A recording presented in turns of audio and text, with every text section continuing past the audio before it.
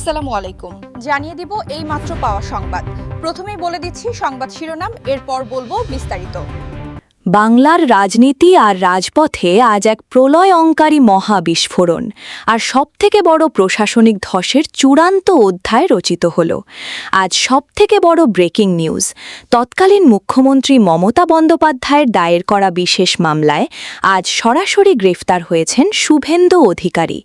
ঠিক এই নাটকীয় মুহূর্তেই ওপার বাংলার ভোট চুরির সমস্ত গোপন নথিপত্র ও অকাট্য তথ্য প্রমাণ সবার সামনে ফাঁস হয়ে যাওয়ায় নির্বাচন কমিশনের নির্দেশে সরাসরি বাতিল করা হয়েছে শুভেন্দুর মুখ্যমন্ত্রীর পদ।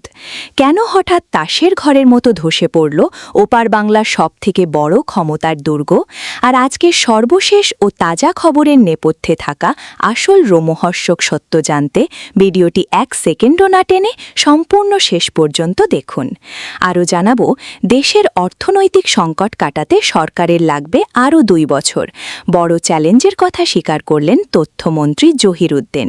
এতক্ষণ শুনছিলেন শিরোনাম, এখন বলবো বিস্তারিত, তাই ভিডিওটিতে একটি লাইক দিয়ে চ্যানেলটা সাবস্ক্রাইব করে সম্পূর্ণ ভিডিওটা মনোযোগ দিয়ে দেখতে থাকুন। বাংলার রাজনীতি এবং প্রশাসনিক অন্দরমহলে আজ এমন এক নজিরবিহীন মহাপ্রলয় আর আইনি ভূকম্পন শুরু হয়েছে যা পুরো উপমহাদেশের রাজনৈতিক সমীকরণকে আমূল নাড়িয়ে দিয়েছে।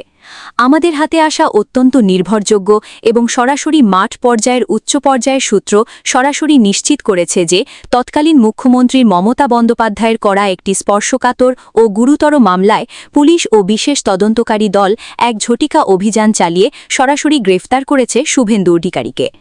দীর্ঘদিনের রাজনৈতিক লড়াই ও আইনি টানাপড়নের পর শুভেন্দু অধিকারীর এই নাটকীয় গ্রেফতারি পুরো অঞ্চলের রাজনৈতিক অঙ্গনে এক বিশাল আলোড়ন সৃষ্টি করেছে। কিন্তু সংবাদের আসল মহাবিস্ফোরণ এবং সবথেকে বড় চাঞ্চল্যকর দিক হল তার মুখ্যমন্ত্রীর পদ বাতিলের ঘটনা। অত্যন্ত নির্ভরযোগ্য এবং সরাসরি প্রশাসনিক সূত্র নিশ্চিত করেছে যে গত নির্বাচনে ব্যাপক কারচুপি এবং ভোট চুরির অকাট্য ও গোপন তথ্য প্রমাণ সরাসরি ফাঁস হয়ে যাওয়ায় নির্বাচন কমিশন এবং বিশেষ আদালতের যৌথ আদেশে শুভেন্দু অধিকারীর মুখ্যমন্ত্রীর পদ সরাসরি বাতিল ঘোষণা করা হয়েছে। এই যুগান্তকারী আদেশের পর ওপার বাংলার ক্ষমতার ভারসাম্য মুহূর্তের মধ্যে ওলটপালট হয়ে গেছে এবং বিরোধীদের দীর্ঘদিনের সাজানো সব দাবার চাল আজ চিরতরে ধূলিসাৎ হয়ে গেছে। রাজনৈতিক বিশ্লেষকরা সরাসরি বলছেন, শুভেন্দু অধিকারীর এই গ্রেফতারি এবং মুখ্যমন্ত্রীর পদ বাতিলের এই ঘটনা আসলে মমতা বন্দ্যোপাধ্যায়ের এক বিশাল ও ঐতিহাসিক রাজনৈতিক বিজয়। ভোট চুরির এই বিশাল কেলেঙ্কারি সবার সামনে উন্মোচিত হওয়ার পর থেকেই প্রশাসনিক দপ্তরের অন্দরমহলে চরম আতঙ্ক এবং তীব্র বিশৃঙ্খলা সৃষ্টি হয়েছে। উচ্চপদস্থ কর্মকর্তাদের অনেকেই এখন তড়িঘড়ি করে নিজেদের ভবিষ্যৎ অবস্থান নিরাপদ করার পথ খুঁজছেন, কারণ তারা ভালো করেই জানেন যে আইনি এবং প্রশাসনিক এই সরাসরি অ্যাকশনের সামনে কোনো ধরনের রাজনৈতিক প্রভাব বা ক্ষমতা এখন আর টিকবে না। আজকের এই সর্বশেষ তাজা খবর রাজপথে ছড়িয়ে পড়ার পর থেকেই তৃণমূল কংগ্রেসের নেতাকর্মীদের মধ্যে এক নতুন ও অপ্রতিরোধ্য উদ্দীপনা কাজ করছে এবং তারা উল্লাসে মেতে উঠেছে। অন্যদিকে এই বিষধাক্কায় ভারতের ক্ষমতাসন শিবিরের প্রতিটি শক্তিঘাঁটি তাসের ঘরের মতো ভেঙে পড়েছে। মাঠ পর্যায়ের গোয়েন্দা প্রতিবেদনগুলো বলছে, এই পুরো আইনি ও প্রশাসনিক ব্যবস্থাটি অত্যন্ত সুপরিকল্পিতভাবে এবং নিখুঁত প্রমাণের উপর ভিত্তি করে নেওয়া হয়েছে, যা প্রমাণ করছে যে ভোট চুরির বিরুদ্ধে এই অবস্থান শতভাগ নিষ্কণ্টক। আজকের এই বিশেষ প্রতিবেদনে আমরা সেই সব অপ্রকাশিত তথ্য এবং নেপথ্যের গোপন দলিলাদি সরাসরি আপনাদের সামনে উন্মোচন করলাম। শুভেন্দু অধিকারীর এই শোচনীয় পতন এবং মুখ্যমন্ত্রীর পদ হারানোর প্রতিটি ধাপের রোমহর্ষু বিবরণ আমরা আপনাদের সামনে তুলে ধরছি। প্রশাসনের অন্দরমহলে এখন এক নতুন মেরুকরণের সুর শোনা যাচ্ছে, কারণ ক্ষমতার পাল্লা এখন পুরোপুরি ঘুরে গেছে। পরিস্থিতি এখন পুরোপুরি আইন ও প্রশাসনের নিয়ন্ত্রণে এবং আগামী দিনগুলো পুরো অঞ্চলের রাজনীতির জন্য অত্যন্ত ভাগ্য নির্ধারক হতে যাচ্ছে। আজকের সর্বশেষ তাজা খবরের প্রতিটি ব্রেকিং আপডেট সবার আগে পেতে আমাদের সাথেই থাকুন এবং এই ভিডিওটি এখনই শেয়ার করে সবাইকে এই ঐতিহাসিক ও ধ্রুব সত্য করে জানার সুযোগ করে দিন। দেশের বর্তমান অর্থনৈতিক সংকট কাটিয়ে উঠতে সরকারের কমপক্ষে 2 বছর সময় লাগবে বলে মন্তব্য করেছেন তথ্য ও সম্প্রচার মন্ত্রী জহিরুদ্দিন স্বপন। তিনি বলেছেন, বিগত সরকারের সময়ে ব্যাপক দুর্নীতি, লুটপাট এবং ঋণের চাপের কারণে দেশের অর্থনীতি দুর্বল অবস্থায় পৌঁছেছে। তাই এই পরিস্থিতি থেকে বের হয়ে অর্থনীতিকে স্থিতিশীল করতে সময় প্রয়োজন। রাজধানীর উত্তরায় এক অনুষ্ঠানে বক্তব্য দিতে গিয়ে তিনি এসব কথা বলেন। মন্ত্রী দাবি করেন, বর্তমান সরকার এমন এক সময়ে দায়িত্ব নিয়েছে যখন দেশের উপর প্রায় ৩০ লাখ কোটি টাকার ঋণের বোঝা রয়েছে এবং সেই চাপ সামাল দিয়েই অর্থনীতি পুনর্গঠনের কাজ করতে হচ্ছে।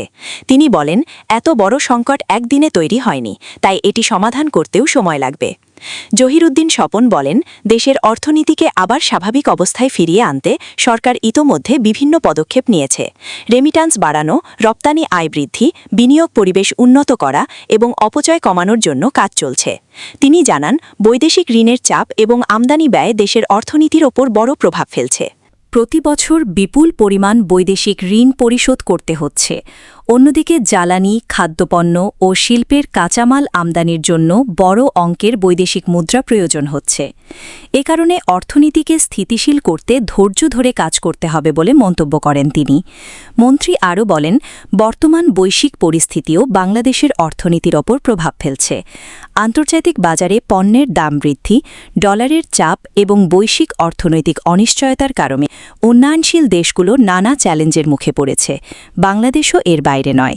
তবে তিনি আশাবাদ ব্যক্ত করে বলেন, সঠিক পরিকল্পনা ও রাজনৈতিক স্থিতিশীলতা বজায় থাকে আগামী 2 বছরের মধ্যে দেশের অর্থনীতি অনেকটাই ঘুরে দাঁড়াবে।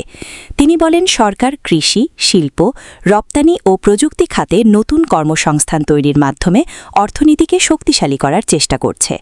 এদিকে অর্থনীতি নিয়ে সরকারের বিভিন্ন বক্তব্য এখন রাজনৈতিক অঙ্গনেও আলোচনার বিষয় হয়ে উঠেছে।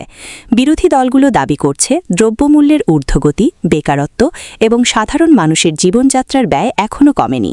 তবে সরকারের পক্ষ থেকে বলা হচ্ছে, দীর্ঘদিনের সমস্যাগুলো সমাধান করতে সময় প্রয়োজন এবং ধীরে ধীরে পরিস্থিতির উন্নতি হচ্ছে।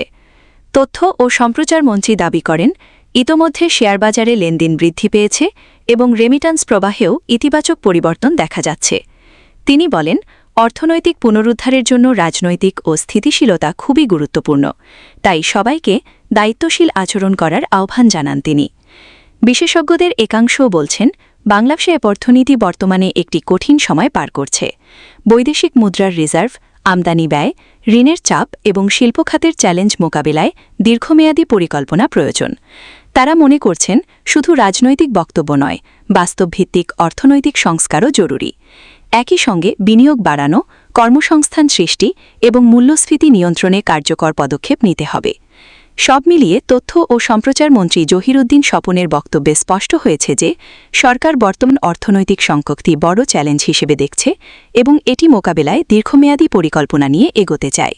এখন সাধারণ মানুষের নজর থাকবে আগামী 2 বছরে সরকার কতটা সফলভাবে অর্থনীতিকে স্থিতিশীল করতে পারে এবং মানুষের জীবনযাত্রায় কতটা ইতিবাচক পরিবর্তন আনতে সক্ষম হয়।